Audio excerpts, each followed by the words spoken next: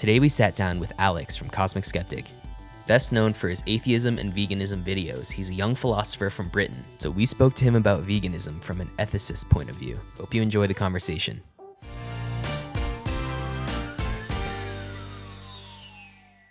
Alex, thank you so much for joining us, my man. Thanks for having me. It's great to be here. We are. And the dog has immediately made an appearance.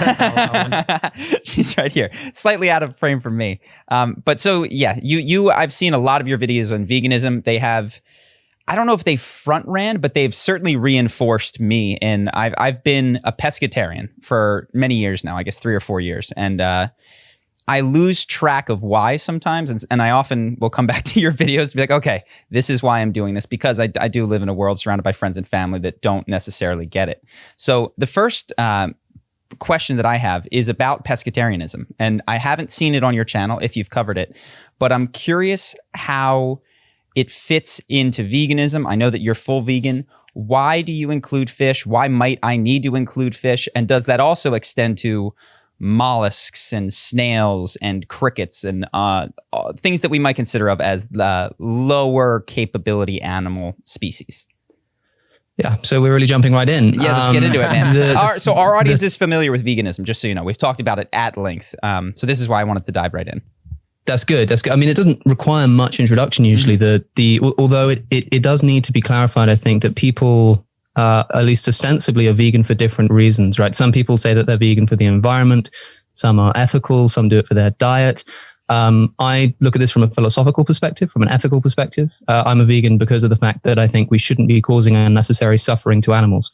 So this is the key thing to note when we have any of these kinds of discussions, is that ethical veganism is about a minimization of suffering. So your question about which animals we should kind of include in our moral circle of consideration will depend solely on this question of sentience. Sentience being defined here as a capacity for feeling pain, right? Mm-hmm. So it's generally considered, I think, that certainly sea life like oysters and things pretty much can't feel pain. And I would say that if it's the case that they genuinely aren't sentient, that they can't feel pain, then I don't see any ethical qualm with eating them, right? I see them as having the same level of consciousness as some kind of rock or something. If they can't feel suffering, it's not a problem to harm them because of the fact that it's impossible to harm something that can't be harmed if it can't suffer, right? My position is that because, there can be some gray areas here. It's not always entirely clear where that line of sentience needs to be drawn. It's not clear whether sentience is something that's kind of like a circuit that's either on or off. It kind of switches on at some point in the evolutionary picture, or if it's more of a gradation. It's not entirely clear. So what I like to do is give these animals the benefit of the doubt. Mm-hmm. Right? If I'm in a position where I can choose between eating an animal that may or may not feel pain versus eating a plant-based diet as I currently do that isn't going to inflict the same amount of suffering, then I'll try to choose that which I have confidence will minimize the suffering. Right? It's kind of like being in a situation where you've got a sentient creature that's got a 50% chance of being inside this cardboard box, and you've got to choose whether you want to stab the box or not. Mm-hmm. And if the only thing you're going to get from stabbing that box is that you get to eat a nice meal or something, most people wouldn't want to stab the box. So it's not entirely clear where the line is drawn, but I think that we can say that, most evidence seems to suggest that fish have a level of cognition that we would like to correlate with sentience. Sentience is it's an impossible thing to actually identify within an individual because by definition, it's a subjective experience. Mm-hmm. All we can look for are indicators that other animals share similar kind of demonstrable capacities to us, things like intelligence, things like sociability, things like reacting to stimuli, this kind of thing. We can't prove that they actually feel pain. But I can't prove that you feel pain. Sure. I can only prove that you react in the same way that I react to stimuli. And with fish, we show that fish are social creatures. They can remember who to trust and who not to. They remember kind of which fish have been cooperative in the past. Things like this. They have memories beyond the kind of myth that they don't, which would imply that they have at least some level of cognition that I would like to correlate with suffering, especially given that they try to avoid situations in which other animals we would unanimously agree they're feeling suffering. Mm-hmm. Fish try to avoid those situations as well. So I think there's good evidence that they feel pain. But that's the key question here, is that if we have an opportunity to minimize the amount of suffering that we're responsible for, that's what we should do. And veganism isn't just about kind of animal suffering. It's not like this thing that exists in isolation. It's just a natural extension of this general philosophy of minimizing suffering. That includes human suffering too. It's not, it's just a natural extension of what most people already agree upon, which is that if we don't have to be responsible for suffering, we should abstain from it. So I don't know if you've ever seen this study, but I had a similar thought process as you when we were talking, what should our diet be? Basically, when we decided we were going to stray from the diet that we just grown up with.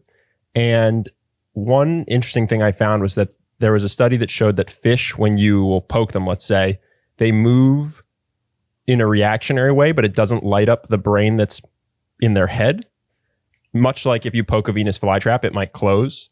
And I'm curious if that is the case, that they don't register it in their brain. Like even if you were to poke them with a needle, let's say, that there's just something automated in their skin that says when you get the sensation, withdraw from it, but they don't register it. Would that change your opinion? Well, absolutely. And this is the useful thing about philosophy, is that we can talk in conditionals like this. You know, if this were the case, would this be the case? And a lot of vegans don't like to talk in these terms. Somebody says, you know, if a cow couldn't feel pain, would you be okay with killing it? And they say, what are you talking about? Of course they can, right? As a philosopher, you can very easily just say, well, yeah, if they can't feel pain, then it's not a problem. So I think that, you know, if it is the case that when you prod a fish and they react, there's genuinely no kind of conscious experience happening there, then I don't think it would be a problem to do so. The issue that we need to be aware of is who has the burden of proof here, right? Because I think it shouldn't be a case of us kind of potentially harming an animal and then saying, well, look, I'm going to keep doing this until you can prove to me that what I'm doing is not actually harming them. I think it should be the other way around. I think it should be, you are not allowed to harm that animal until you prove unequivocally that it's not causing it suffering. You know what I mean? I think that's the way the proof should be around. So, you know, people like to kind of cite studies that point in different directions, but we need to understand that consciousness is an impossible thing to understand. I mean, most people can't even agree on a definition of consciousness and sentience, let alone kind of attributing it to various animals. I think that in the case of fish, it's more difficult for us to kind of get on board with the idea that they feel pain because of the fact that they don't have the same kind of outward emotive responses that other animals do. But that isn't what we should be judging it on, right? We shouldn't care about a dog more than a fish because of the fact that, you know, a dog whimpers and a fish doesn't. It should be about the level of cognition, the level of sentience. And these might not necessarily track each other. It might be that like a more intelligent creature is actually less capable of suffering, or the suffering kind of subjectively feels like less. In fact, that might be a kind of good line of argumentation. In fact, we might think that other animals being less intelligent beings, I mean, human beings artificially jumped to the top of the food chain because of our intelligence, right?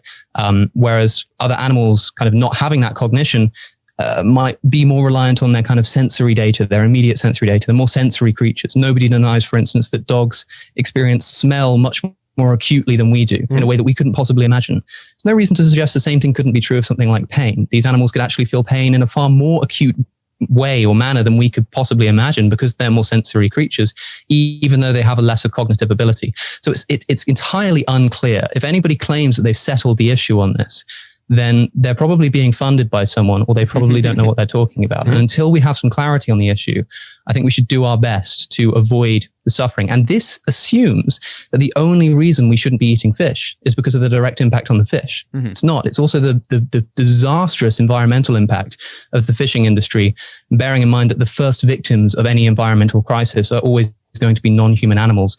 So it's not just about the direct effect of the fishing industry. Around about a half of all of the plastic in the Great Pacific garbage patch is fishing nets. Fishing nets, right?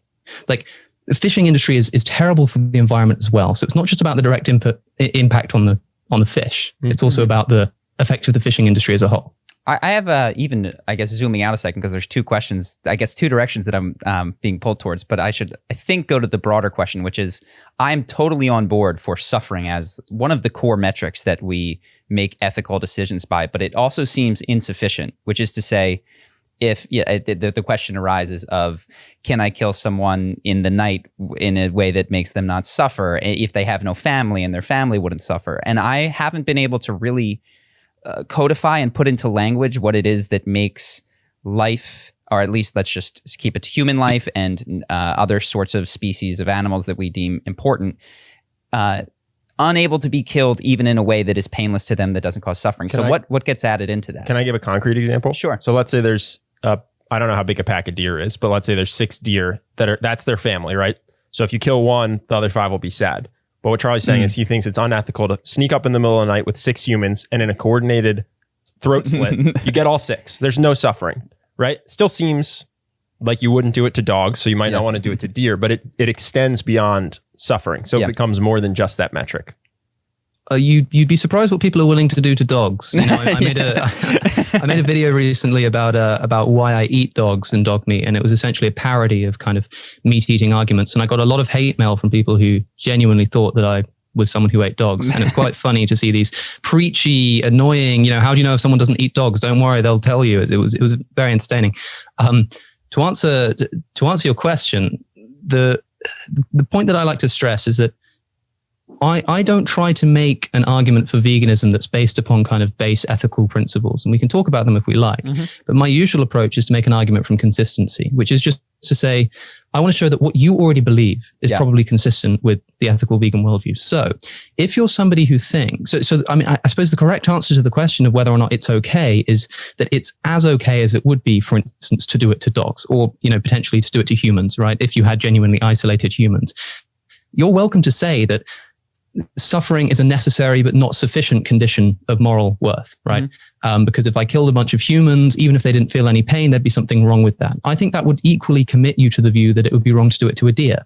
However, if you think that it's actually okay to kill a deer painlessly, then you might be committed to the view that it's actually okay to kill a human being painlessly, or at the very least that it's not bad for the human. And that's something I would assert. I would assert that as far as concerns the actual person being killed, if someone's killed painlessly and immediately die, it can't be bad for them to be dead, right? It can't be bad for you to be dead. That doesn't make any sense. We can only talk in terms of it being bad for other people, for society or something like that. And we can talk about it being bad in terms of the character of the person who does it. So you could say it makes you a bad person if you're the kind of person who would do that. That would be like a virtue ethics perspective. Ethics is based in the virtues that a person holds and how they act towards others and things like this. But I think that if you are someone who thinks that the only thing that matters is suffering, then you can invent these kind of convoluted thought experiments in which you can kind of do something that seems immoral, but in fact would be ethically permissible. But they're so kind of ethically far-fetched that biting that bullet and accepting that as just a kind of unhappy consequence of your view is easier than accepting the kind of unhappy consequences of competing ethical theories, if that makes sense. Sure. Well, actually, the direction that I go with it is not necessarily to justify any sort of meat eating. It's to question beyond suffering, because as I investigate what I see as suffering, does this thing move and make sounds similar to me, right? So if you yelp, I will assume that you're suffering. And I think I notice even with lobsters, when I was a young boy, somebody boiled a lobster and it was the sound of the air leaving, and I thought it was screaming, and that affected me much more than if I understood, oh no, it wasn't screaming. So I recognize that even my perspective on suffering is so limited and so narrow to what matching my own experience of suffering. The reason that I asked that particular question is because I'm not an antinatalist or anything, but then I then wonder if there is something precious about life uninterrupted, right? Such that I couldn't kill a human being in its sleep painlessly. What ethical considerations do I need to give to plants or grass? And I know it can go crazy as we go down that route. And then how does one interact in a world that requires me seemingly to kill in order to continue? Yeah, I was going to ask this. What happens when we figure out that plants have consciousness and they experience pain? My sense is that consciousness, my personal sense is that consciousness exists on a spectrum. And, at some point I draw an arbitrary line. I'm curious what you think about this. I mean, this one's actually incredibly easy. The question of kind of plant sentience, which most people kind of bring up in a frivolous manner, but it can also be brought up very seriously. What do we do if we find out that, plants are capable of suffering? Plants have consciousness. The answer is still to eat the plants. I'll tell you why. It takes more plants to feed livestock than it takes to feed human beings, right? We're already growing enough crops to feed the world population 3 times over, but we're sending those crops to feed livestock. The majority of the crops that we grow, the plants that we grow, are being fed to livestock. So no vegan should be under the illusion that they are not responsible for any animal suffering. Of course we are. Everybody is. You step on insects when you exit your house. To grow crops and plants, you need to destroy habitats and kind of flatten ground and stuff like this. So you're going to be responsible for animal suffering. It's about minimizing that suffering. So if plants can feel pain, then we've got 2 options. We either grow those plants and eat those plants, causing some plant suffering, or we grow even more plants to then cause those plants suffering, so we can feed those plants to livestock, so we can then cause the livestock to suffer and kill the livestock to then eat the meat, right? Like we would still actually minimize the amount of suffering we're responsible for by eating the plants directly. Now, I agree with you. This would be a really, really difficult ethical problem if it were more like we had to choose between killing animals and killing plants if plants could feel pain. I still think we'd err on the side of killing the plants because I think we'd agree that they at least have less sentience. But even if they had, even if we discovered that plants were more capable of suffering than any other animal that we have, like plants are actually the most sensitive things that exist, the way to minimize the suffering we'd be responsible for would be to eat them directly still, rather than grow more, feed them to animals, kill the animals, and eat the plants by proxy. That's so... I'm very interested in, and you can kind of see, and I think like you, my diet emerged out of broader ethical concerns, like in an attempt to be consistent with axioms that I hold about what is good and bad. And I think also just a personal psychological attempt to be a good person, et cetera. So I'm curious, and I've kind of come to the same place that you just described, which is life might be such that in 2020, it is impossible to not do harm, that the direct and second order consequences of being a human on the planet, even with the best attempt, is the suffering or the elimination of life, of other sorts of things. And so I guess my question is then, what does it take to be a good person in that world? Is it a wholehearted attempt to minimize suffering? Is there some sort of standard that one needs to live up to? And similarly, at what point can we say someone is a bad person, that they've just thrown out ethical concern and maybe are good and bad antiquated ideas that don't really fit, and I'm just being overly moralistic? I'm afraid I lost a bit of the question there due to an internet connection. I missed just the beginning, but sure. I think were you essentially asking about how we kind of, by necessity of existing, we're going to be causing some form of suffering. And there's a question of like how much suffering we should be allowed to be responsible for. Yes, I guess I want, part of what motivates me is a selfish desire to be good. And that is my own psychological foible, probably of being raised and being told to be a good boy, right? So that is not even as pure a desire as genuine goodness, but I want to fall into the good category, and I presume many people do. So understanding that living will create what we would consider evil, in the sense that, you're causing suffering, but it seems almost inevitable. Can people be then divided into groups of good and bad, or less good and bad? How do we consider that? Or are these moral figures antiquated ideas of a world where one could be perfectly good and perfectly evil, and actually life is much more complicated than that? Well, of course, life is famously very complicated, but there are a few things that we need to tease out, like, we have to be careful throwing around the word evil, for instance. You said, everyone's going to be responsible for what we would call evil, that is causing suffering. I don't think we call it evil when someone necessarily causes suffering. When someone causes suffering that they can't help, I don't think you'd call it evil, right? Trivially, somebody could accidentally cause some suffering. I could fall into somebody and push them into the road. I don't think you call me evil for doing so. Clearly, evil has a more kind of motivated connotation. It has to have kind of intention behind it. You also bring up the interesting question of whether there can actually be such thing as a truly altruistic act, right? An act that is truly only for the benefit of other people. You say that, I want to be a good person. I do this thing out of a selfish desire to be good. You might actually be more connected to a theory that thinks, suffering and pleasure is the basis of ethics than you think, because what you're essentially saying there is that, yes, I like to do what's good. That's the thing. Like, I like to do what's good. I do it because I like it, because it does something for me. Because how do we define what a good person is, generally speaking? It's the kind of person who, if they run into a burning building to save a child, right? And they come out and everyone's calling them a hero, and they say, no, I had to do it. I had to. I couldn't not, right? And people say, wow, that's such a good thing. That makes you such a good person. But what are they saying there? They're saying, oh, I did this for my sake. Right? Because, I would have suffered if I let that baby burn in the burning room. So yeah, I had to run in there because, I couldn't not. That's just an admission of you saying that you're doing it for your own sake, right? But we think that that's what makes someone really, really good, right? So I don't think it's quite as kind of simple as people often think it is.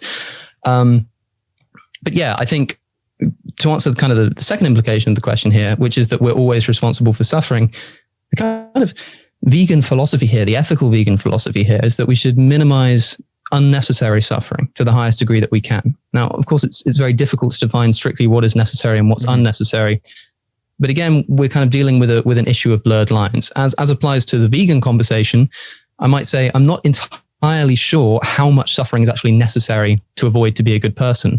But I know that avoiding forcing a pig into a gas chamber is definitely on one side of the fence, right? I'm not sure exactly where the line is, but we can say that there are certain things that we should definitely be avoiding. I think the best way to look at it is probably from an individual act-based perspective. In any action you're taking, try to choose the course of action that will require the least amount of suffering. And what that means that instead of now thinking of it in terms of, let's kind of tally up all of the suffering that someone's responsible for all of their life, and if it goes over a certain barrier, they're now evil, they're on the bad side. It shouldn't be like that. It should be like, as long as that person in a majority of situations chose the kind of course of action available to them that caused the least amount of suffering that they could, then I think that that's probably a good way of defining what a good person is. Interesting. I guess, and this, I'm 100% on board, and I'm not going to go back to eating meat. I was a philosophy major, and I'm interested in the edge cases. That's just what fascinates me about these sorts of conversations. Yeah. So I think about that box that you just described, and I think about putting a bunch of plants into it. And maybe it's not 50%, but maybe it's a 1% chance that there's some sort of sentience in these plants. And then I think, okay, I could have a full plate of spinach or a half plate, and I could live on starvation rations. And then there's two forms of my life, one where I cause twice as much suffering to plants around me, and one where I eat the bare minimum. It seems to me, and again, I'm not using this to justify any sort of purchasing from slaughterhouses. I'm very much on, like, this one is clearly on the other side. I am noticing in my life that I'm judgmental, I guess is what I'm saying, like good, bad. And it seems to me that as I really get into the nitty gritty, it needs to be something that is transcended, because it is almost an impossible game. And I don't know what is on the other side of good and bad. And I definitely will try to stay to the one side of slaughterhouses and purchasing from them.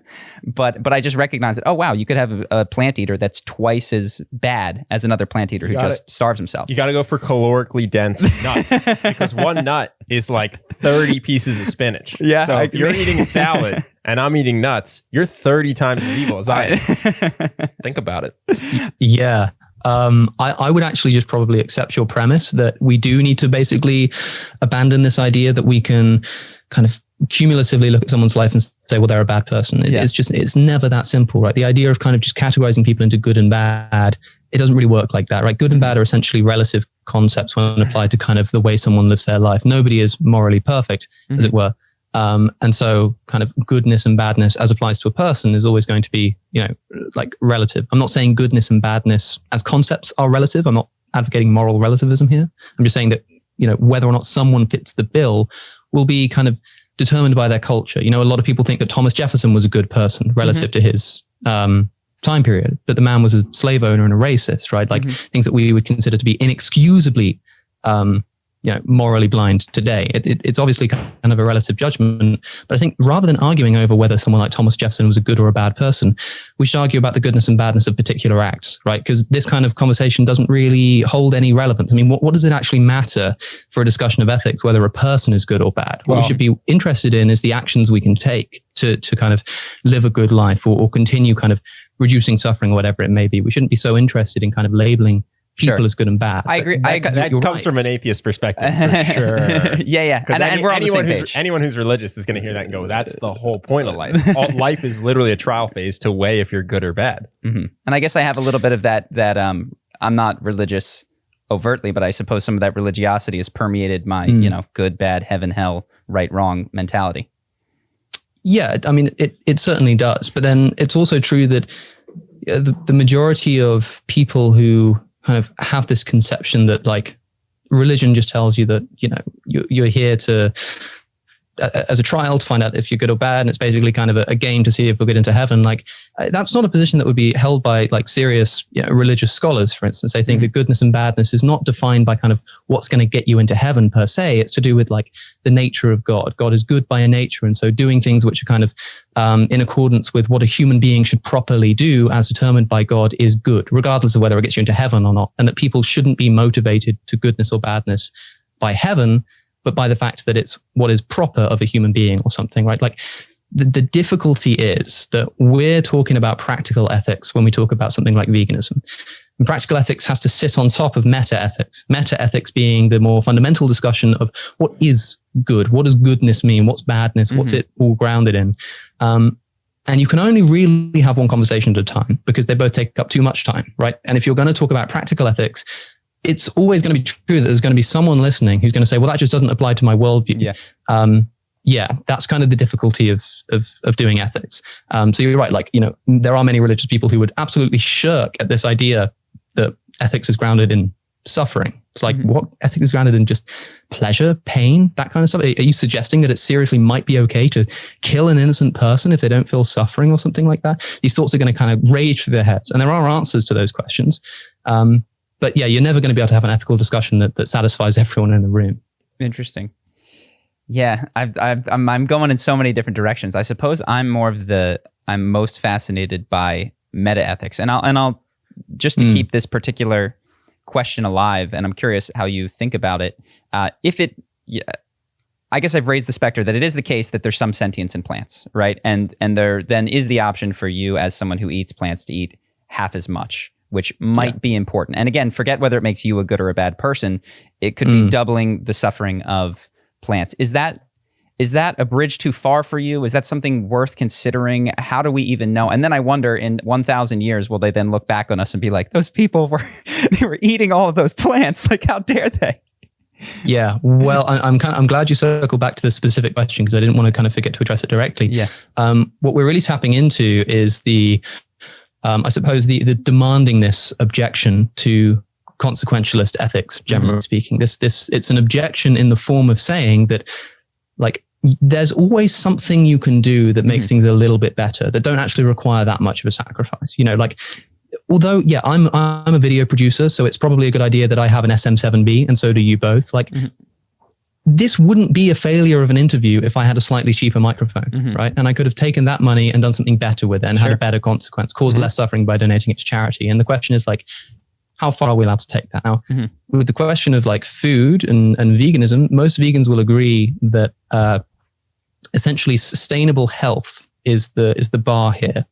But this isn't so much like a meta-ethical position. It's just a practical position so that we can move the conversation forward. We'll basically say that, like, so long as you can be healthy with what you're eating, that's what's justifiable. Everything kind of above that. So like if you need to cause some kind of suffering because it's necessary, then like that's fine.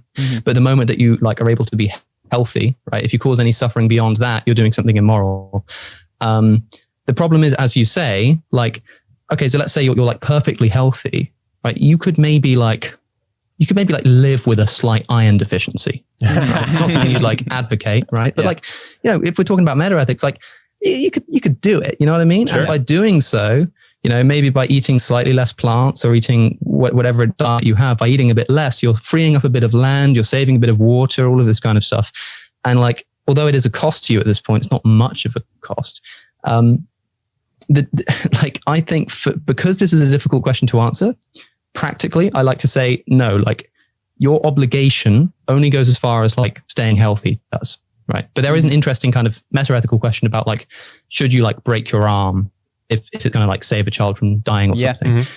The way to kind of entertain this question, I think, is through the eyes of the most famous way that this problem is usually phrased is through the words of Peter Singer, who in his essay Famine, Affluence and Morality asks people to imagine you're kind of walking down the road and you come across a really shallow pond, right? You'll probably be familiar with this. I'm sure your audience might be too. It's a very famous thought experiment.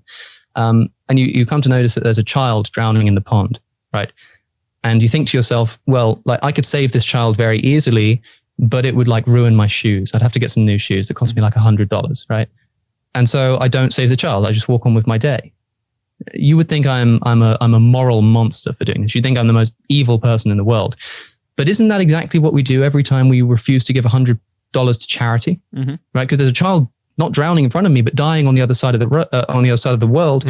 And I say, no, I'm not going to give up that $100 to save their life because I want to, buy some shoes or something. It seems really unethical. And Peter Singer's point is to say, well, actually, these situations are the same. If you'd save the drowning child, you should give your money to charity.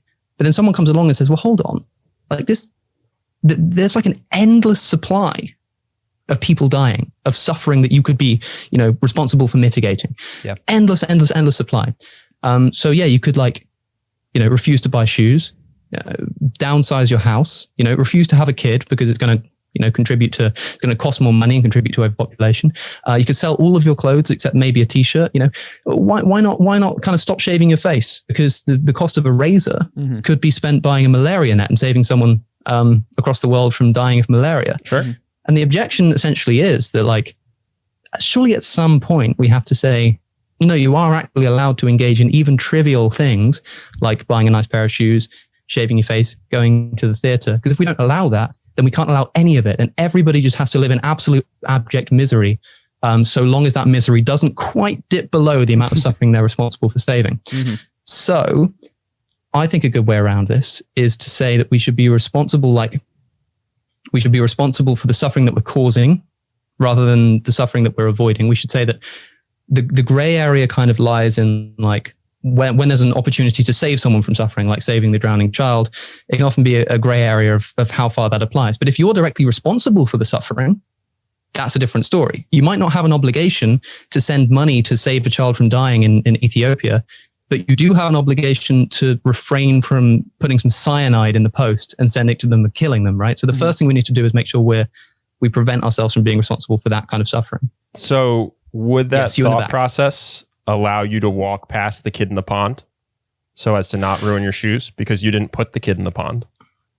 I don't think so. I'm not saying that you should never be obligated to prevent suffering when you can. I'm just saying that it's usually where the gray areas exist, it's in those areas of prevention rather than where you've actually caused. Oh, sorry. I'm not saying you should walk past, but I'm saying wouldn't that thought process allow someone to walk past? Yes, many times. I mean, and that's the thought experiment, is that there's 10 million ponds with 10 million children everywhere you go. I'm not saying you're encouraging people to walk past, but I'm saying you can't saying it's permissible. Judge people for walking past. That's not what I'm saying, because I'm not saying that it's always permissible to refuse to save someone. I'm saying that it's sometimes, depending on the situation, probably permissible. But the thing that we have to make sure we're doing is being consistent. So with Peter Singer's example, he says, if you'd save the drowning child, you should donate to charity. It's it doesn't quite work. Let's actually make the situations identical. There's a paper that was written called something like "Sometimes It's Okay to Let the Child Drown" or something like that. So it's basically kind of the conclusion that you'd want to kind of avoid like the plague. But he phrases it by saying this. He says, well, look, imagine now that you're kind of on your way to work or whatever. I think the exact way that he frames it is says that there are some hackers who have broken into your bank account and they're taking out maybe like $5 or $100, whatever it is, every 5 minutes, right? So every 5 minutes they're taking out, say, $100. And because of some legal loophole, there's nothing the bank can do to stop them. So the only way to stop them is you have to actually go to the bank and freeze your account. And once the money's run out of your account, the bank will just start seizing your assets up to the value of $100 every single 5 minutes until you go to the bank and stop it. So you get up, you go to the bank, but just as you're about to get into the bank, you notice that there is this ocean of drowning children, just endless drowning children. And it takes exactly 5 minutes to save one of those to save one of those children, right? So probably you should stop and save some of the children, right? Because you're going to delay yourself from shutting your bank. You're going to lose a few $100s, but you should save the children. But how many children should you save? How far are we actually going to allow this to happen? And the conclusion of the essay is to say that Peter Singer's objection seems to imply, or Peter Singer's argument seems to imply, that you should basically let the bank seize all of your assets right up until the moment when you are completely desolate, just completely desolate as the drowning children are, then you're allowed to kind of think for yourself, right? Because you should always, if if you can prevent someone else's suffering without sacrificing something considerably important of yours, you should always do it. But this guy says, look, clearly we wouldn't say it's permissible to just walk past the children. We wouldn't say you can just save none of the children and go and save your money. But equally, we wouldn't say that they have an obligation to let the bank seize their house, seize their car, take everything away from them. There needs to be a point at which we say, actually, yeah, no, now I'm going to stop saving these children, and I'm going to kind of stop my money from taking it out of the bank. Now, the next question is this: like, we could probably agree that when the bank starts kind of taking the house, taking the car, these necessities, as it were, you're allowed to put that to a stop. You're allowed to say, okay, I can't save any more children. They're going to take my house. I've got to go and shut it down. But like, what about more trivial things? What if it's like, the money that you were going to spend going out for dinner or something? It's like, it seems like you shouldn't allow a child to die for that. But like, imagine this situation happens every single day. Every single day of your life, these children are dying, and you have to go to the bank to stop it every single day. For the rest of your life, are you never, ever allowed to ever go out for dinner again? Are you never, ever allowed to do any unnecessary purchase? You can't buy yourself new shoes. You can't get married to your fiance. You can't, because you can't afford it. And because you're spending all of your time saving these children. I think people would say, no, that's not fair. Like, even in terms of like trivial things, there is a point at which you're able to say, I'm actually allowed to permit this significant amount of suffering for the sake of, something that I just want to do. But the key point is that it's about like finding balance here, right? You can't let all of the children die, but you shouldn't be obligated to try and save all of the children at the same time. Yeah, it seems, and moral philosophers have been working through, I think, a world, essentially the problem is there's a tremendous amount of suffering in the world. And that's only if we include the suffering that we often think of as being avoidable. But the animal kingdom is quite obviously full of suffering without our inclusion in it, right? If you ever go to Nature is Lit, it's horrifying what these animals do to one another in order to get a meal. And it seems like moral philosophers are really struggling. And really what that thought experiment does, as I think about it, is it tries to force consistency such that you're removing the distance between America and Africa or elsewhere. But to me, it only just marks that morality, as it is often used, is more of a societal tool than it is a good with a capital G, right? What we're trying to find is what creates a cohesive society that our own axioms make consistent and copacetic for us. But even as you were discussing it, I think you were appropriately saying, what are you allowed to do? It's more about what we permit of one another than it is the pursuit of good with a capital G or the avoidance of evil or things like that, which I think is totally fine. Well, I also think these thought processes are how people justify selfishness or causing suffering, which is to say... And by people, I mean myself, by the way. I include myself in this. It's how you could justify giving no money to charity, or it's how you could justify eating cows because you did a blood test and it turns out that genetically you're predisposed to eating meat. Or there's people who go on the carnivore diet and it helps them with their anxiety and depression. So in terms of perfect health, they should be killing animals constantly. So I think, and then I guess all I'm saying is that the thought process that we just went through says all of that is okay. Donating very little to charity, eating cows if you think it makes you healthier than eating plants. And so as I sit here, I'm not sure I like the conclusions, and I'm not sure, I guess, where I disagree in the story. Well, that's only true if you think that it's okay to walk past the essay that I mentioned. And I think most people who read it would agree is not the case, right? We don't, in this situation with the bank seizing your assets every day, we don't say that you can just ignore all of the suffering, that you can just kind of, maybe help one child out and be done with it. We say, no, there's a very serious obligation to actually, save a considerable amount of the suffering that you can. We're just saying that it doesn't, that it's not entirely clear kind of how far it stretches. So like, it's not like, hey, this is an excuse for you to give charity. It's a way of you simultaneously holding that I should be giving significantly to charity, but also kind of allowing yourself to not have to give literally everything you own, right? It's not the conclusion of the thought experiment there is not that we should be able Did we lose you for a second? We don't have an obligation to save absolutely every single one of them because we can't. Sorry, did you lose me? Yes, just for a second. We were hearing you wind down, but I think I understood where you were headed with that. Sure. I'm going to take my phone off the Wi-Fi. Yeah, well, we'll disconnect everything from Wi-Fi. It's probably more my end than your end. My internet is quite unreliable at the moment. I'm supposed to be at St. John's College in Oxford City, but unfortunately I'm stuck at home because they won't have us back. Yeah. No, I guess, and just to sort of underline, I think what's interesting is that we're just playing devil's advocate for one another, and I don't think that you're obligated to defend the pond analogy, and I think Ben probably agrees with it, as do I in many ways. I'm noticing though that there are, as you recognized, a lot of fudge words. You know, what is necessary, what is health, and I think Ben's point was arguments of convenience, I guess is what I'm saying, which is to say, so maybe I'm someone who gives 1% of my income a year, and you would like for everyone to give, let's just say 10%. And you say, hey, why do you only give 1%? And I go, well, I'm not obligated to not buy the shoes and go to dinner and get the latest iPhone and get a car that I can't, I have a regular job, but I get a BMW i8. And like, I'm not obligated to do that because of this Peter Schiff metaphor. Not Peter Schiff, Peter Singer. Peter Singer, because I very different dudes. because I donate 1%. I'm doing my part. And I imagine most people go, whoa, it'd be nice for you to maybe not have a $150,000 car if you can only afford to give $10 to charity, or maybe get a $80,000 car, which is still insanely expensive, and give more than $10 to charity. And they go, well, I think I'm doing my part. And similarly to the plant, it's like, oh, let's go to perfect health.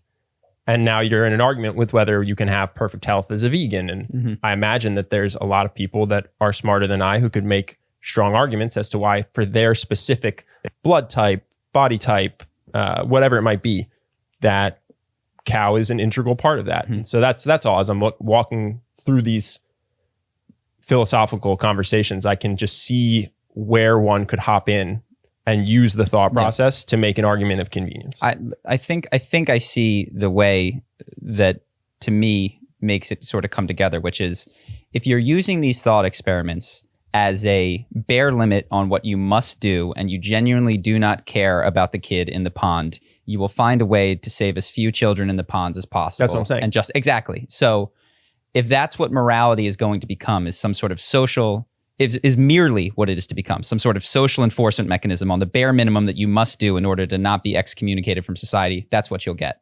But I think the goal is internally to extend your circle of concern farther, such that the children are compelling to you by themselves, and it's not a sacrifice to downgrade from the $150,000 car. It is a loving, happy decision that one has made, and that, I guess, the goal for me is to become a person who is happier and happier to personally have less and less, because I am genuinely made happy by what I'm able to spread. And that seems like moral evolution, as opposed to what I've considered in the past, which is like, what do I have to do even though I don't like it? That's right. Well, I guess the reason I think about it is because we all have our YouTube channels, and we all have people who listen to us, and you would like to be, the metaphor I always use is, if you're in a world where there's slavery, you'd like to be on the forefront of helping slavery not exist anymore. And so then I think, well, what arguments are going to be persuasive? And so that's the lens I'm viewing this through, I guess, is, let's say I do eat meat, or let's say I don't donate to charity. Is this persuasive? And I struggle to find anything. I've even had conversations where at the end of the day, the person's like, yeah, I totally agree. Yeah. I'm not going to change my behavior, but I have no counter arguments. And I go, maybe this is a good direction for us to head. Is Here we are. You've had a ton of these conversations, I'm sure. What is persuasive when it comes to veganism and increasing one's ethical concern such that it inconveniences oneself? I'm afraid there are about as many different ways to convince people as there are different people, right? But I think you're right to pick up on this point that you did a second ago. There are kind of two ways of thinking about the way we're doing ethics here. One of which is like people saying that the reason that we have these discussions, the reason we bring up these thought experiments, is so that I can kind of construct a cop-out to allow me to continue conveniently and kind of ethically justifying it. If that's what you think that we're kind of doing here, then we're not having the same conversation, because I think like the reason I'm doing this is to find out what's actually, ethically true, if there is such a thing. It's not just about constructing a functional system that we can use to kind of say that we're allowed to do this or allowed to do that. It's like, I just actually want to know the truth of the matter. Like, is there an actual true answer to the question of whether or not this thing is right or wrong? When it comes to convincing people, the point to make is that, like, I'm just trying to get people to be consistent, right? Now, one of the biggest problems that we face is when someone says, I agree with you, but I'm just not motivated to change. But this isn't a problem that's unique to veganism, even though it's the only situation in which I tend to hear it brought up. It would be the same thing if you were talking with somebody who believed something else that you thought was unethical. Like, pick anything you think is unethical, take racism or something, and you convince somebody that it's baseless, doesn't make any sense, and they turn around and say, you know what, you're right, but I'm just still going to be a racist. Like, there's not really much you can do there. All the ethicists can do is basically say, I think you're wrong. Like, I think what you're doing is ethically wrong. So yeah, like, what I like to do is kind of reframe the way in which I'm talking about people being right and wrong. Not to kind of mean ethically right or wrong here, but like right in terms of correct or wrong in terms of incorrect. So here's what I find is convincing, right? I say this, like, you already believe that it's wrong to put certain types of animals into gas chambers, for instance, human beings. Yeah. A lot of people think it would be wrong to do it to dogs as well, which is an easier starting point. Because, there's less of an argument that needs to be made here. Like, if somebody thinks that it's wrong to put a dog into a gas chamber because, of the taste of their flesh or something, which is how 86% of pigs are killed in my country, at least, for meat, is by gassing them in a chamber of carbon dioxide, which is an incredibly painful way to go. So if we think it would be wrong to do it to a dog, the question kind of ethics isn't necessary anymore, because we just kind of agree on this basic ethical principle, and you might believe it for different reasons than me, but we both believe it's wrong to put the dog in the gas chamber. The question then simply becomes, like, how like a pig would that dog have to be, and in what ways, to make it okay to have them in that gas chamber, right? Like, if I change the dog's skin color, so it's now pink, and we give it a curly tail, like, it's got the same intelligence as a pig, looks like a pig, talks like a pig, would you still think it's wrong? Like, you won't really be able to find the descriptive difference. Now, we can actually extend this argument to human beings as well, right? Because some people would say, well, some people do kill dogs for food. I think it's kind of okay or whatever. Put it this way, right? If we put a human being into a gas chamber, it'd be wrong, so wrong, in fact, that it's evocative of one of the worst evils in human history, right? But if we put a pig into a gas chamber, then it's the way that many people get their breakfast. Now, obviously, humans and pigs are very, very different creatures. But the question to ask is specifically, how are they different? Like, in what specific ways are they different? And which of those different ways is morally relevant, right? So, if we took the human being and we took the human being's arms and turned them into legs, is it now okay to put that human being in the gas chamber? Well, no, clearly not, right? If I change the human being's skin color, so now they've got pink skin, right? Is it now morally okay to put them in a gas chamber? Still no, right? Obviously not. That's not relevant. Okay, what if I take that human being and I lower their intelligence to the level of a pig, say? Can I now put them in the gas chamber? No, we certainly can't justify killing people on the basis of their intelligence. You can't say that because someone's got less intelligence, they've got less moral worth because of it. But it's like, okay, so now we've got like this human being that we've now turned into a being that has like the brain of a pig. So as intelligent as a pig, it kind of looks like a pig. It's got a tail like a pig. It's got 4 legs and everything. You've basically now got this being that is identical to a pig, right? But you haven't found a point at which you say, okay, now it's okay to put them in the gas chamber. So you've got this thing which is essentially a pig that you're still saying, no, it's still not okay to put them in the gas chamber. But you've got an identical creature over here that we, originally at the beginning of this say, well, this one's okay to put in the gas chamber because that's how people get their breakfast. The point to make is that, like, it's not really a moral discussion that we're having anymore. It's that you've got a descriptive inconsistency, right? Because I've kind of walked you through metamorphizing this human being into a pig. And at no point have you stopped and said, okay, now it's okay to put them in the gas chamber. When you lower their intelligence, that's what makes it okay to put them in the gas chamber. Like, that hasn't happened. But now you've got this thing which is identical to a pig that you say is still wrong to put in a gas chamber. And what that means is that you're simultaneously saying that it would be wrong to put this being which is identical to a pig into a gas chamber, at the same time as saying that this identical creature, it's fine to put into a gas chamber. That's an inconsistency. You're saying it's both okay and not okay to put this being into a gas chamber. You're wrong, not morally speaking, but like you're incorrect. Like logically speaking, that contradicts. So like that's usually where I would start. Is to say the question you have to answer is that if you already think it's wrong to put, say, a human being into a gas chamber, you have to answer like how like a pig and in what ways would that human being have to be to make it okay to put them in the gas chamber? If you can't answer that question, then you can't treat them that ethically differently, if you see what I'm saying. Sure. So I follow very, very closely, and I've had similar arguments and discussions with people, and perhaps I turn them into arguments because that's my habit.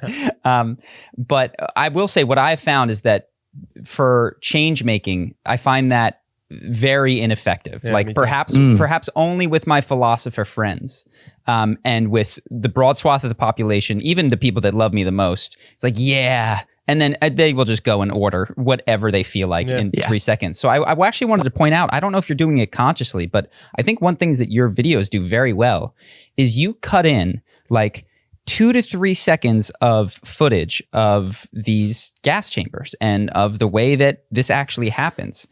And as the part of the reason that I watch your videos is not to hear you say the arguments that I'm familiar with. It's for those 2 to 3 seconds of like, oh yeah, this is what it is in a visceral, emotional way. And when I do talk to people that have gone vegan, I found out one of the most common reasons is Cowspiracy, which is a documentary where the guy, he was totally a vegan before, but he baby steps you all the way there in this pretend way and it's very emotionally impactful. So I'm just curious if you are aware that you're sort of doing that with the imagery, or if that's something that just kind of happened. I find that you're at this Goldilocks zone of like, if I ask people to sit down and say, let's watch Dominion, the Joaquin Phoenix expose on slaughterhouses, they're like, no way. But if I'm like, hey, check out this 9-minute video, 8 of it has this very eloquent British dude, and 1 minute interspersed throughout is some horrible imagery, they're more likely to watch that and be moved by it. So I'm curious if you've seen anything like that in terms of persuasiveness, that it's not just logic, but there's something else that needs to be in place. Yeah, well, that's precisely the problem, is that logic alone doesn't tend to motivate. The reason why I have to rely on logic is because there are kind of 2 levels of convincingness here, right? There's being convinced in terms of thinking that something is like ethically correct, and there's being convinced in the sense of kind of actually acting in accordance with it. So you're more interested in the second here. The reason I began with this is to say that, like, because I'm essentially a philosopher, right? Like my channel is a philosophy channel. Most of the people watching are interested in philosophical argument. So now I could show them a bunch of footage and say, this is obviously horrible, because clearly, like if you look at what we're currently doing to animals, like, you know, in terms of our industry standard practices, and you're not disgusted and upset by it, then there's something wrong with you, right? It's very clear that like there's a very strong emotional effect of presenting this footage. However, if I present it to my audience, half of them are going to turn around and say, well, yeah, no, you're right. Like, I feel horrible about this, but like, you know, I don't want an argument that's based on emotion. Sure. I don't want, that's a fallacy to appeal to emotion. I want something based on logic and facts, right? So for them, I say, all right, well, let me convince you with this argument. You're just descriptively incorrect. And then that person can then go, okay, I already agreed that it was emotionally compelling. Now I see the logic, so I'm going to go ahead and do it. Got it. There are some people who do the exact opposite. They say, well, yeah, I agree that it's logically true, but there's no like emotional pull for me. For those people, I then say, well, look, if you need some emotional input, then yeah, look at this footage. So I like to make sure that it's at least present, so it's there for those people. But I can't rely on it, because otherwise people would accuse me quite rightfully of just appealing to emotion. You know, like an argument for veganism might consist in saying, come on, man, look at the poor cows. Don't hurt the cows. Don't hurt the pigs. It sucks so much. And yeah, that might convince someone to go vegan. Sure. But like somebody who's coming at it from a kind of philosophy of ethics perspective isn't going to be very impressed. So I'm glad to hear that you think I've kind of struck a balance there, because that's essentially what I'm trying to do. Because I'll get criticism either way. If I show the footage, people say it's not logical. If I provide logic, people say it's not going to make them change. So we need both. In terms of what actually does convince people to start acting in accordance with it, it's difficult to say, because again, it's different for different people. But I think that kind of looking at the footage is one of the best ways to do it. Now, like I find it hard to wrap my head around, because for me, I remember when I used to see these documentaries, this footage of animals suffering, and it didn't really do much for me. Like I looked at it and I thought, this is obviously horrible, but I'm not going to change my life based on this emotional impulse that I'm having, right? It took me reading the philosophy to change my mind. But I recognize that from what I've learned now, I'm like a minority in that. That's the kind of thing that convinces me. I've had lots of other friends who like have talked forever and ever and ever. It's only when they actually sit down and watch Land of Hope and Glory, which is a UK version of Earthlings, essentially. It's only when they sit down and watch those documentaries that they finally change. But there are still people out there, like me, who will only be convinced by what is essentially an ethically consistent, logical argument. So I need to make sure that's provided too. But I'm under no illusion that that's going to, on its own, convince everybody to go vegan. For sure. No, I think it's funny. You must, you said you're at St. John's right now, and you've got a channel of people interested in philosophy, and you yourself are very logically oriented. My own limited experience of humans that are not those YouTubers is the emotional appeal is the effective way to go. But I think it's great that you're doing both. So if I hunt wildlife by euthanizing it painlessly in its sleep, and then I eat that, you're not opposed to that. That is in line with your ethics. It's like you can be a vegan plus eat animals that you euthanized at night. I wouldn't see. Sorry, my connection just went a little bit funny, but I think I'm okay. Am I okay? You're good. Yeah, we got you.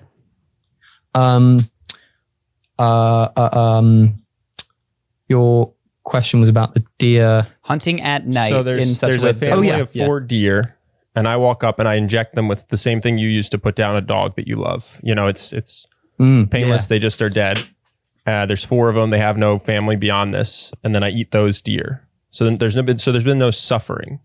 I would have thought that that's still wrong. I wouldn't want someone to do that to my dog, which is kind of my framework for what. Yeah, but that's the key point there, is that you wouldn't want someone to do that to your dog, right? I don't think it would be bad for the dog, right? Like, so that's what I'm saying. The deer aren't owned by a human, so I can. Yeah, so I'm actually okay to sneak around at night like a ninja, euthanize family of deer as long as I get the whole family, and then eat those deer. Like I do it once a year, and then that deer lasts maybe a year. That's the thing. Like in practice, you'd have to kind of fulfill so many qualifications that it would be almost impossible to make sure you're actually doing it. In principle, though, because the question you're asking is interesting because of the principle.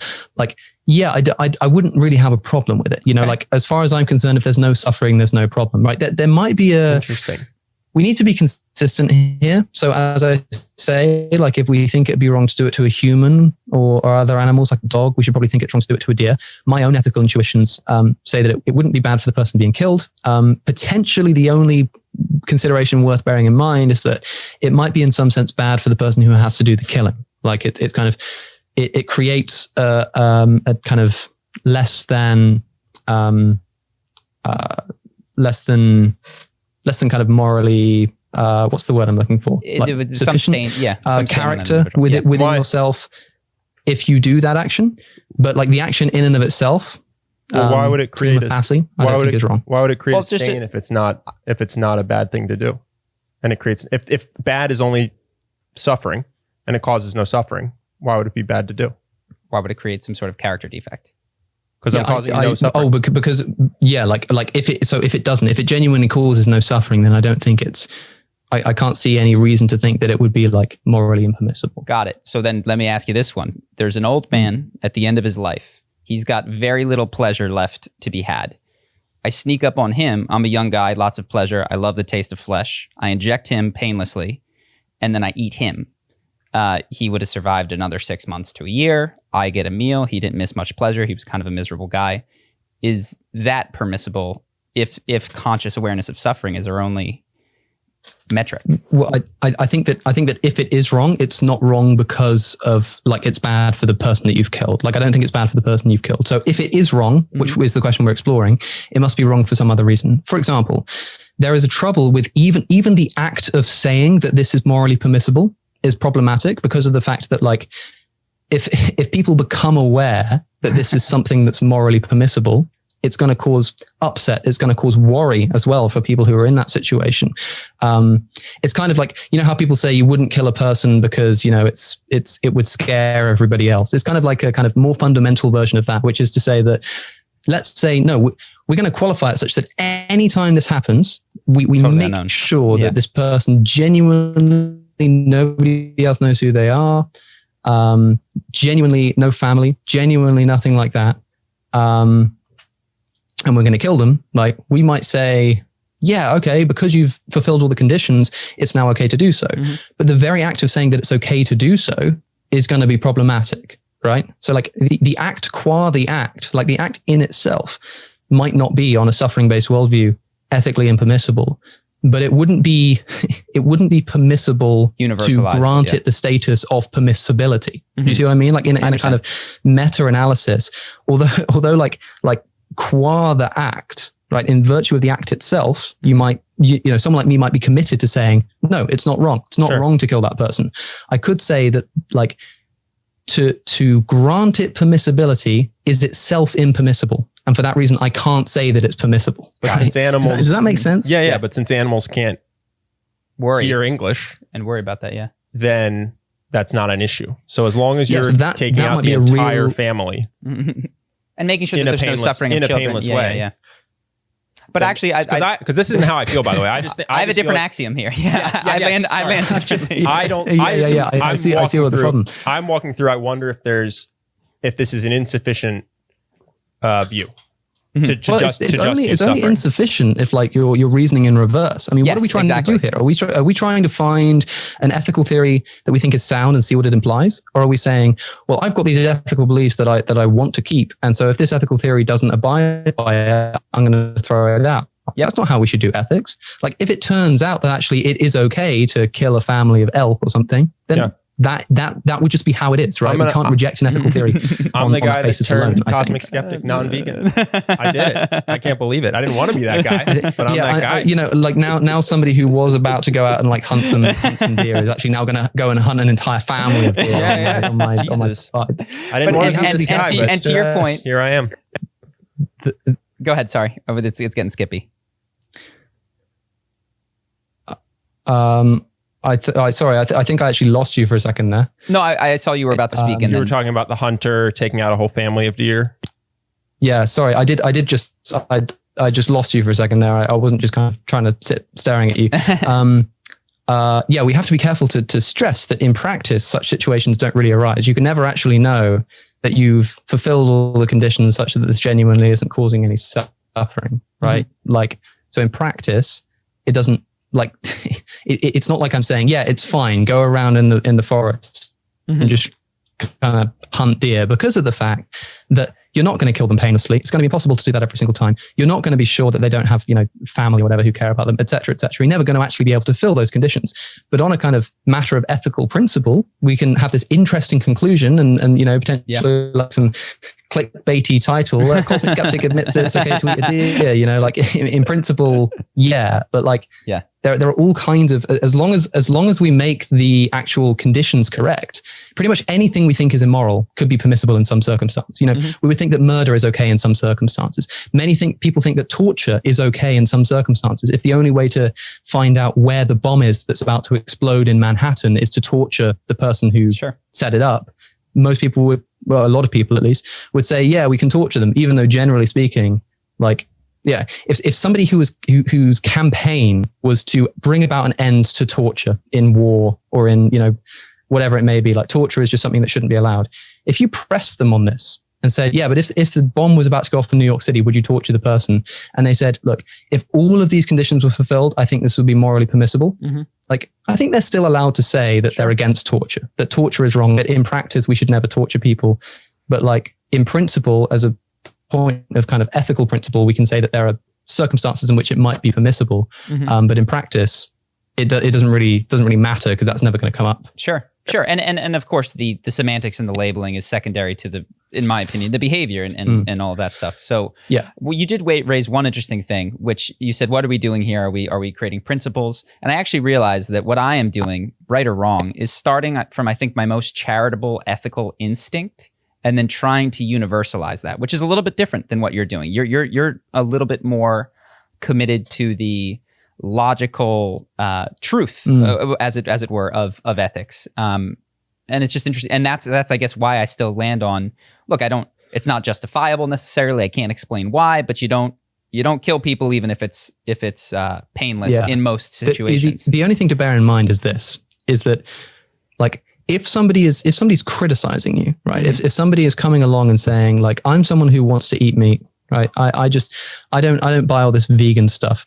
And they start prodding and they start saying, but come on, man. Like, if a deer in the forest, it doesn't feel any pain, et cetera, et cetera. And you're still kind of clinging to this, like, no, it's still wrong. It's always going to be wrong. Like they might think like this person's ethical position isn't fully thought through. Right. Because like like when I talk to people and they say, what if the animal feels no suffering? And I say, well, if there's no suffering, there's no problem. If a cow can't suffer, then you can kill the cow. Sure. Like oftentimes their response is to go, oh, right. Fair enough. Actually, yeah, that does make sense then. Yeah, I can see why you'd think this. That makes a lot of sense. And then, the fact that in practice cows do suffer means that they now think my position is consistent and cows do suffer, so I should probably stop killing them. Whereas if I were to go, no, even if cows couldn't suffer, you still shouldn't kill them because, they're a cow or whatever, or because for some kind of reason that I couldn't really actually justify, they would be in their rights to say, so your position is kind of grounded on nothing. It doesn't actually have any consistency. I'm not going to give you the time of day, right? So we have to actually be honest about the limits of our ethical position here. Yeah, it's in most circumstances, in pretty much any circumstance that you're ever actually going to practically find yourself in, it will be wrong to kill this animal unnecessarily. Well, I think that to say that there's never an exception is to be myopic about it. Oh, I think the difference is I had previously held this position that I don't really know how I feel about, which is that in addition to you don't want to cause suffering, there's also the sense of, sure, when I murder someone, they don't know that they've been murdered. But if they were given the choice, they would have chosen to live. And so is it immoral to take something's life knowing that they would have chosen to live, whether that's a human who's old, a family of deer? And so if that there's one big problem with that. There's one really big problem with that, as far as I can see. You might have a response, but if we're talking in terms of conditionals, right? Because we're essentially saying, like, this person doesn't exist anymore, right? They don't exist, so there's nothing that can be true of them. But we're saying, but like, if they did exist, in the possible world in which they do exist, they would prefer to live. No, and that gives me an obligation not to kill them. The moment before I killed them, they wanted to live, and I overruled that desire. So that's slightly different, although there is still a problem, which is that we're now kind of trying to ground ethics in desire fulfillment, right? And the question is it harmful to a person to have their desires go unfulfilled if they're not aware that those desires have gone unfulfilled? Like, the person before they die want to continue living, and that desire they have is violated. But if they don't know the desire is violated, is it bad for them? And there are a few ways to explore this question. For example, there is imagine that you're on a train, right? And you meet a stranger on the train who's sat next to you on the train, and you just strike up a conversation, and it turns out that they've got a very dangerous operation happening next week. And, there's a 20% chance that it's going to kill them. It's going to be horrible and painful and tragic. And you think to yourself, damn, like, I want this person's operation to go well. Like, I care about this person, right? And they get off the train. You never got their name. You're never going to hear from them again. No way to contact them. But you have this very real desire that their operation goes well, right? Now, let's say that their operation goes horribly. They die in a horrible accident. It's horribly painful. The question is that bad for you? Right? Your desire has gone unfulfilled. It's been violated, right? Like, you had this desire that this person has a successful operation. They didn't, but you will never, ever know that that's the case. Is it bad for you that their operation went wrong? Yeah, no, it's I would say my initial response, having not thought about it too deeply, is that no, it is not bad for you. And it seems that what this thought process does is it separates the desirer from the person who suffered the death. Well, it's interesting. Yeah, what it shows is that, like, it's not just about kind of having the desire kind of violated that's bad. It's you have to, like, be aware that your desire has not been fulfilled. So if someone has a desire to continue living before they die, and then they die, they're not aware that that desire has gone unfulfilled. So in the same way that it's not bad for the person on the train, because their desire has gone unfulfilled, but they don't know about it. Well, the person who wanted not to die isn't aware that their desire goes unfulfilled when they die. And so it can't be bad for them either.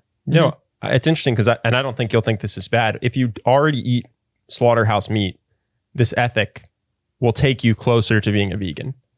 as someone who doesn't at the moment eat mammals, it's taken me further from vegan because now we've identified a condition in which it's okay. Mm-hmm. But that's not bad. No, it's what not you're bad. saying, because it's basically what you're saying is if you came Exactly. over and I was eating venison, you would be like, okay, if this was because you killed an entire family in their sleep with a knife to the throat, then I guess I'll have some too. And then the two of us could eat venison together. In practice, I would stress that in practice, like that those conditions probably wouldn't be fulfilled, such that I'd be like, actually, yeah, I mean, that was a fine thing to do. But like, you're right. But I'll just remind you and remind your listeners that the definition of veganism is a minimization to the highest extent practicable of all forms of animal suffering. Mm-hmm. So what that means is that if you're kind of not causing suffering to an animal, then what you're doing isn't non-vegan, because veganism is about minimizing suffering. Got it. So if you're killing an animal that genuinely doesn't suffer from it, then you couldn't be like, well, this is moving me away from veganism because, I can kill this animal now. No, it's not, because killing that animal in that circumstance would be a vegan thing to do, because veganism is about suffering. And if that animal can't suffer, then it's not non-vegan to kill them, right? Mm-hmm. So I don't think you are actually moving away from veganism. I think you're just kind of beginning to redefine veganism. More like refine, in a more refined sense, understand what I mean when I say vegan. Cool. Would you eat eggs? If there was just animals that were laying eggs in the wild and the eggs couldn't turn into babies? Well, if they were just laying them and we were literally just kind of if we happen across them in the forest or something. Yeah, we're on a walk and we just find it. Yeah, absolutely. Okay, I don't see a problem with that. I've got it's really funny. I made a TikTok not long ago about backyard chicken farming, because people were like, what's the problem with having chickens in my backyard? And I basically said, look, it still matters where you got the chickens from, because you probably bought them from a breeder. They're still probably laying way more eggs than they would do naturally in the wild. So it's very painful for them. So you shouldn't be breeding them and exploiting them for that purpose. You should probably feed the eggs back to them to replenish the nutrients, which is what sanctuaries tend to do.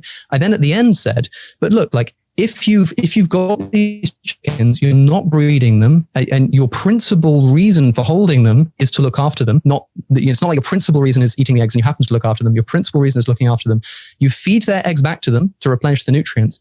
But it's also the case that you are just going to have some eggs that go spare, because these eggs are going to be hatched. These eggs are going to be produced, and they're just going to be there.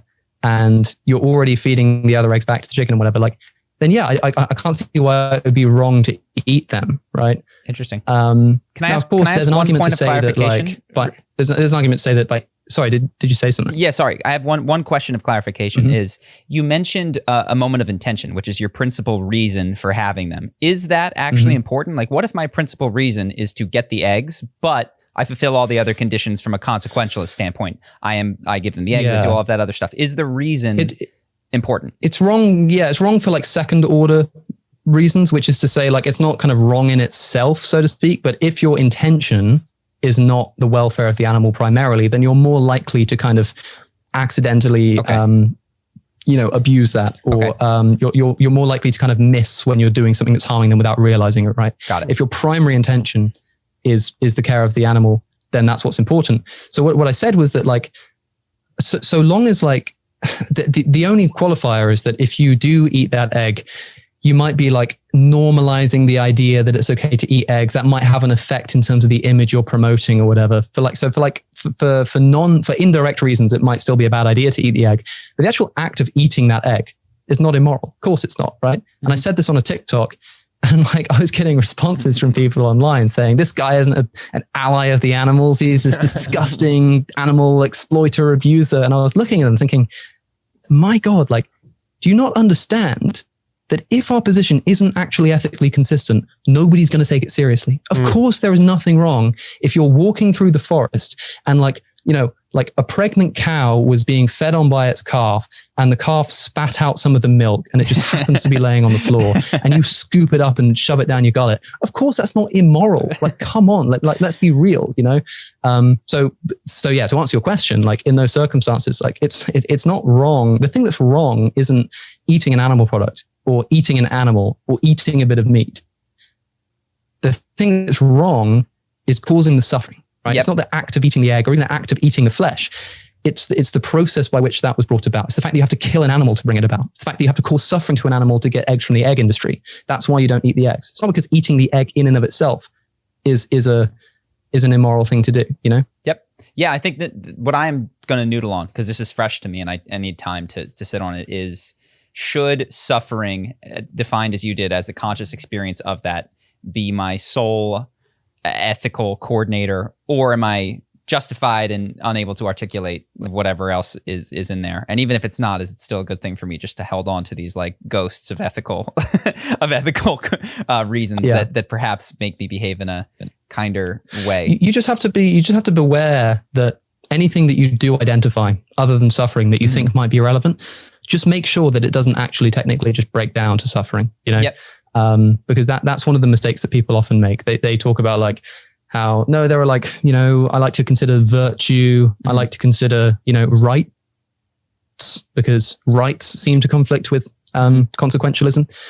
Because, you know, if you have a right to life, then, you know, if it happens that it's going to cause less suffering to kill this person, like if you want to believe in rights, then consequentialism doesn't work. But you'll actually realize that maybe like the reason we have rights in the first place is ultimately to avoid suffering in the long run. Yep. Something like that. You have to make sure that it doesn't just break down suffering, because you might want to say, okay, I care about suffering and I care about human rights, but maybe human rights are actually just grounded in suffering in the first place, right? So you've got to be careful that that's not what's happening. Yeah, I'm excited. This is a good little moral pickle for me to I'm excited too. I'm going to look up what mammals don't attach to families. What mammals, if killed solo, have no family? Or just go on walks in the woods looking for eggs.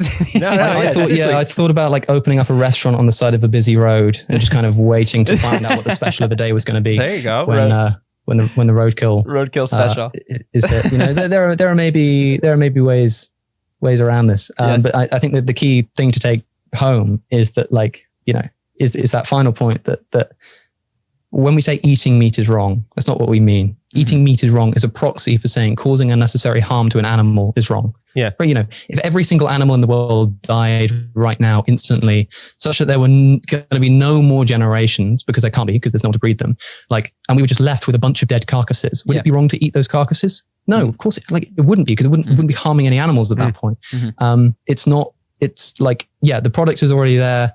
Yep. The reason you shouldn't eat it isn't just because it's a piece of meat. It's because by buying it, you're paying for this to continue. Yep. You're demanding economically that it happen again. That's what's wrong. The act itself is not what's wrong. How do you think about, and this is just something that happens in where we grew up in the suburbs of Pennsylvania, there's this concept that for whatever reason, the way that humans have messed with the ecosystem, deer's natural predators are not around. And if deer are not hunted, their overpopulation will cause a lot of problems with the ecosystem, a lot of starvation for the deer. And so what happens in our area is it's, I believe, illegal to hunt deer except for 1 week or 2 weeks in the year, basically at the apex of whatever this overpopulation occurs. Hunting is allowed. I think there's a limit to how many deer are killed. And then it's illegal again, such that we are doing population control that should have been being done by wolves and coyotes, but we've just kind of killed them in the name of, you know, paving roads, making strip malls, creating suburban cul-de-sacs. So that's the justification of the practice, as far as I understand it. Mm-hmm. And I'm just curious, have you ever heard of that, first of all, and do you have a thought around it? I want to make sure I'm understanding the argument. Are you talking about kind of like hunting being beneficial to the ecosystem? Well, this is specifically in our area. There's, the sense that if you didn't do the hunt, then there would be overpopulation issues. You need all the grass, starve to death, and then the other things would need the grass. It would cause, and apparently whoever makes the laws has come on board and said that this would be a big problem if we did allow this to happen. So hunt them for this limited time period. Yeah. Yeah, well, look, I mean, the first thing is a lot of these problems are human created in the first place. I mean, the ecosystem was doing fine before we kind of began meddling with this in this way. And so to say that like us refraining from continuing to meddle in it is problematic is a little strange. I mean, did you know, for instance, that there are, I think it's around 3,000, my number might be slightly wrong, but there are around 3,000 deer farms in the United States, which are breeding deer into existence for the purpose of being hunted. Like hunting, the idea that hunting is kind of motivated by provision of the ecosystem or preserving of the ecosystem is often I think, not entirely accurate. There's also problems involving things like like predators naturally will eat the weak and the aged and the diseased animals, whereas hunters tend to go for the biggest and the strongest, which actually kind of disrupts the process of evolution, because what we end up doing is like in nature, so to speak, predators are killing the weak, which means that as the predators get faster, the prey gets faster, everything kind of evolving and balancing itself out. If we're going in and kind of shooting all of the big boys and kind of shooting them instead of shooting the disease and the aged, then we're actually disrupting that flow, such that now like we're going to cause more imbalance. I think we're actually causing more harm with the kind of hunting practices that we're using than we're actually contributing to the environment. I would recommend there's a great video that you can watch that condenses a lot of information specifically as regards to like ecosystem protection and hunting. That was made by my friend Ed Winters, who is Earthling Ed on YouTube. You probably know the guy. He made a video responding to Joe Rogan about this exact point, because Joe Rogan was talking all about the kind of things that you're talking about. And Ed essentially just dismantled the guy, and he does a much better job of that than I do, or I would. I don't know what the situation is actually like in Pennsylvania. I'm not familiar with these laws, so I wouldn't be able to kind of speak authoritatively on them. What I would say is this: like, if it is genuinely true that it causes less suffering, right? Remember, a vegan is still responsible for animal suffering. When I eat plants, animals are suffering. Yeah. The reason I still eat them is because I say that by eating them, by essentially by killing these animals to produce these plants and eating the plants, I'm causing less animal suffering in the long run. If it is genuinely true that by hunting these animals, it causes less animal suffering, then I think it would be the vegan thing to do. Got it. Like, But the skepticism, it would be as simple as that. I wouldn't want to say something like, no, it's still wrong because of this reason or that reason or that reason. I'm just saying that, like, I don't think it is actually true that it causes less suffering. But if it did, that would be a vegan thing to do. So the main thing is to have some skepticism around the people who are giving you this information may not be coming from a pure philosophical place. And so you have to make sure that this is actually how the math works out and not just something being used to justify something they want to do. In the same way, you don't want a vegan to just start with, we can't eat animals. You don't want them to start with, let's justify hunting deer. Yeah. So you just have to make sure, to the best of your ability, that the math works out such that you're actually contributing to decreasing suffering. Yeah, I've just found, I just clicked on a document I had here to check that number. It's actually 4,000 deer farms in the United States where deer are artificially bred into existence. I'm also kind of looking at notes here about like practices like, there's a practice called clear cutting, in which state wildlife management agencies that will cut down large expanses of forest on public lands in order to create edge habitat that's favored by deer, in order to kind of have more deer so that hunters can go and hunt them. Like, for every example you can give of like hunting benefiting the ecosystem, you can give as many and probably more examples of ways in which people are actually breeding these animals into existence. If we're worried about overpopulation, then why are we breeding them into existence for the purposes of hunting? It's also clear to me that, like, on a more trivial basis, this isn't what's motivating most hunters. Like, people like to say when they go out and shoot an animal that they're doing it because they care about the environment. Like, I've never seen a hunter on Facebook take a picture with his gun like next to a recycling bin, right? It's like that's not what they're actually motivated by. I'm sure if that was actually the principal concern, then we could have a very serious discussion about, like, whether hunting is actually a viable thing in certain situations. But we would have to recognize that it would be like a necessary evil. We would kind of be going into the wild and essentially seeing it as euthanizing these animals, killing these animals in the most painless way we possibly can, and being very solemn and sad about it. We wouldn't be going and shooting them in the lung, taking a picture with them and saying, F yeah on Facebook. Like I think dog shelter. Yeah, it needs to be rethought. Yeah. So, well, I was thinking of the Maui venison people, because that is what they do. But I think his point, which is that you would not place the moral core on intention. But what you're saying is, if your intention is not pure, you are inevitably going to create suffering because you are being driven by other considerations and then backwards rationalizing why. So, well, we assumed their intentions weren't pure. We would have to know. We would have to know. And I'd be willing to bet that they would not shut down their business. You know what I mean? I don't think they're planning on going out of business. I don't think they're there to help the deer. And my honest to God, I think they're looking for ways to get people meat. I don't think that's a crazy guess. So what we're talking about, just to catch you up, is that there's these people who hunt an invasive species, a company of deer in Hawaii, and they bill it as ethical meat. And we've really kicked this one around a lot. Oh, they shouldn't be there.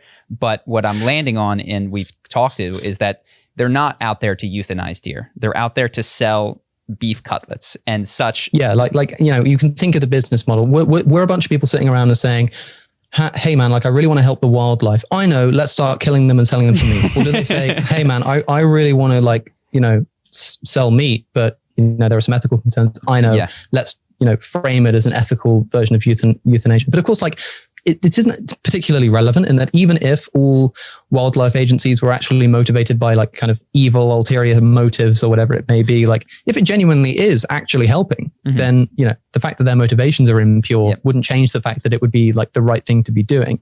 What I would say, I mean, when you guys first reached out in the original email, it was kind of mentioned by name, this issue of like hunting and ecosystems and stuff. And I basically replied as I'm replying now, which is to say like, I'm a philosopher, right? So I can say, if you give me a situation, I can tell you what I ethically think of it. What I can't really do is tell you whether that situation actually holds, right? Like I can't tell you whether or not the hunting situation in Pennsylvania is genuinely more harmful or more good. I would bet that it's more harmful from what I've seen elsewhere, but I couldn't say that with certainty. But what I can say is the ethical conditional statement that if it actually minimizes suffering, then I think we should be doing it. But that's the question that needs to be answered. Is it genuinely doing what they're saying it's doing? And most of the time, you'll find that it's not. We got to have the CEO of the Maui Venison Company on, man. It'd be interesting. We got to do it. Maybe we'll have you on too. Just let you guys talk while we listen. Well, I would, maybe, although I would also say, like, I would stress that if you're interested in like the actual practicalities of this kind of stuff, of like ecosystems and hunting and the ethics of veganism, like I'm not your guy here. Earthling Ed is your guy on that stuff. All right, like we're gonna that video that I mentioned in particular for your audience, if they're interested in this, I'd highly recommend going and listening to that. It's very well received, even from like the pro hunting side, because they recognized it was a very intelligent argument to make, and anything that I would say would essentially be a less eloquent rehashing of that. Sure. But yeah, like ethically, my points stand. But if you're interested in those practicalities, I couldn't recommend his work enough. Yeah, well, awesome, dude. Earthling Ed and the CEO of. I'm serious. I want to hear. I want to hear him talk. Well, Alex, thank you so much, man. I know your camera's probably dying, but I just want to say, give you a chance to talk about your own channel. But I've been watching on and off for a while. If any of our viewers like the philosophical stuff we do, Alex is doing it much more consistently and much more philosophically than we are. So if you want to check out his channel, it's Cosmicskeptic. You've had a couple of really interesting, I guess, conversations with big names as well that are fascinating to break down. I think you do a great job there. So if any of our fans are interested, please, we'll put a link in the description. Go check them out. Anything else that you want to shout out about your channel or anything like that? I have a Patreon. Oh, there we go. No, give him some money, baby. No, that's very kind of you to say. I started this. I essentially started a podcast, but decided to make it infrequent and just put it on the main channel as and when things came up. So I've been really lucky to have some great conversations with some really interesting people. So yeah, people are interested in that. Check it out. There's nothing else I can really add, except that I'm now also on TikTok for some reason, because I kind of had this account where I'm at Ask a Vegan, where I basically respond to people's questions about veganism. And one of these videos not long ago, for some reason, blew up and got like 2 million views. And it suddenly gave me a platform there. But I can't say I'd actually recommend going and seeking that out, because TikTok is, let's just say it's not the best place for rational discussions about the intricacies of the vegan ethic. I'm shocked. I never would have guessed the TikTok comments would be the place. Well, Alex, thank you so much, man. Really appreciate you staying up late to talk to us. You got it, guys. It's good fun. Thank you. Beautiful.